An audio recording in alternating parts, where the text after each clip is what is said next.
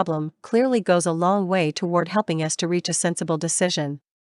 As Charles Kettering puts it, a problem well stated is a problem half solved. Let me show you all this as it works out in practice. Since the Chinese say one picture is worth 10,000 words, suppose I show you a picture of how one man put exactly what we are talking about into concrete action. Let's take the case of Galen Litchfield, a man I have known for several years, one of the most successful American businessmen in the Far East. Mr. Litchfield was in China in 1942 when the Japanese invaded Shanghai. And here is his story as he told it to me while a guest in my home. Shortly after the Japs took Pearl Harbor, Galen Litchfield began. They came swarming into Shanghai. I was the manager of the Asia Life Insurance Company in Shanghai. They sent us an army liquidator. He was really an admiral and gave me orders to assist this man in liquidating our assets. I didn't have any choice in the matter. I could cooperate or else. And the or else was certain death.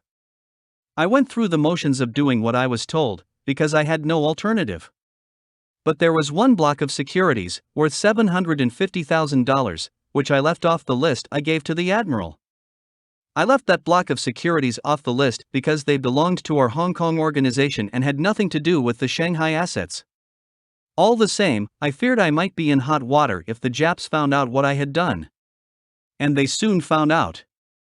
I wasn't in the office when the discovery was made, but my head accountant was there. He told me that the Jap admiral flew into a rage, and stamped and swore, and called me a thief and a traitor. I had defied the Japanese army. I knew what that meant. I would be thrown into the bridge house. The bridge house was the torture chamber of the Japanese Gestapo. I had had personal friends who had killed themselves rather than be taken to that prison. I had had other friends who had died in that place after 10 days of questioning and torture. Now I was slated for the bridge house myself. What did I do? I heard the news on Sunday afternoon. I suppose I should have been terrified. And I would have been terrified if I hadn't had a definite technique for solving my problems.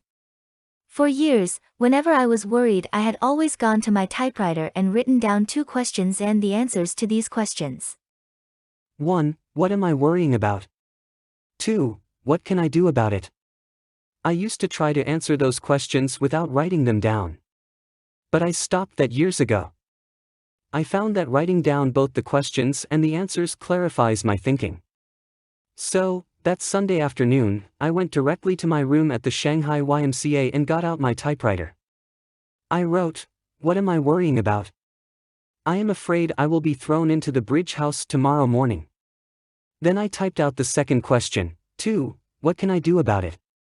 I spent hours thinking out and writing down the 4 courses of action I could take and what the probable consequence of each action would be. 1. I can try to explain to the Japanese admiral. But he knows speak English. If I try to explain to him through an interpreter, I may stir him up again. That might mean death, for he is cruel, would rather dump me in the bridge house than bother talking about it. 2. I can try to escape. Impossible. They keep track of me all the time.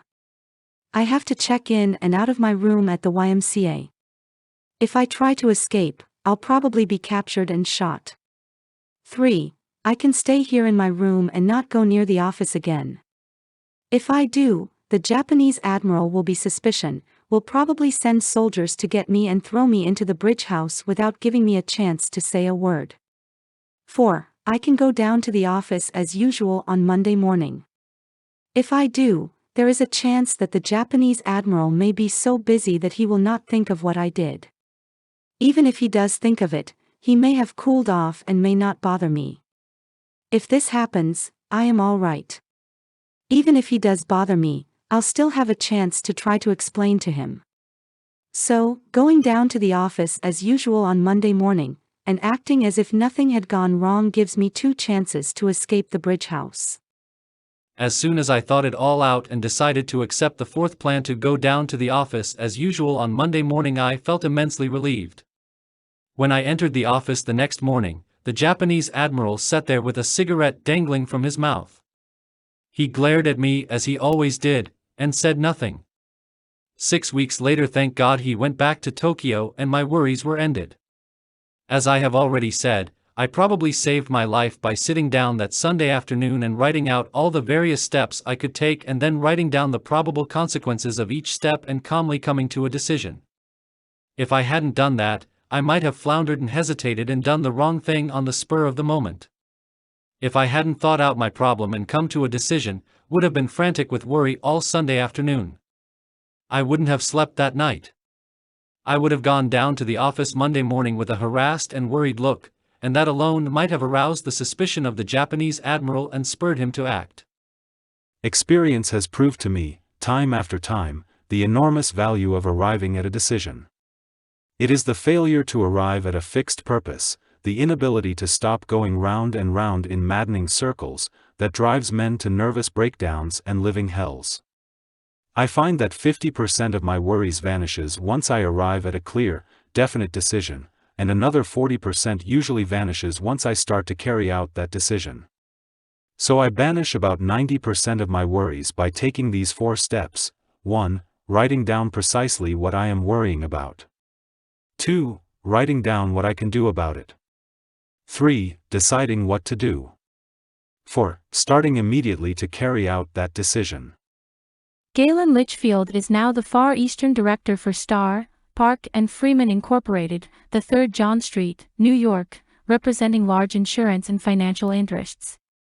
In fact, as I said before, Galen Litchfield today is one of the most important American businessmen in Asia, and he confesses to me that he owes a large part of his success to this method of analyzing worry and meeting it head-on. Why is his method so superb? Because it is efficient, concrete, and goes directly to the heart of the problem. On top of all that, it is climaxed by the 3rd and indispensable rule: do something about it. Unless we carry out our action, all our fact-finding and analysis is whistling upwind. It's a sheer waste of energy. William James said this: when once a decision is reached and execution is the order of the day, dismiss absolutely all responsibility and care about the outcome. In this case, William James undoubtedly used the word care as a synonym for anxiety. He meant once you have made a careful decision based on facts, go into action. Don't stop to reconsider. Don't begin to hesitate, worry, and retrace your steps. Don't lose yourself in self-doubting, which begets other doubts. Don't keep looking back over your shoulder. I once asked Wade Phillips, one of Oklahoma's most prominent oil men, how he carried out decisions. He replied, I find that to keep thinking about our problems beyond a certain point is bound to create confusion and worry. There comes a time when any more investigation and thinking are harmful. There comes a time when we must decide and act and never look back. Why don't you employ Galen Litchfield's technique to one of your worries right now? Here is question number 1. What am I worrying about? Please pencil the answer to that question in the space below. Question number 2. What can I do about it? Please write your answer to that question in the space below. Question number 3. Here is what I am going to do about it. Question number 4. When am I going to start doing it?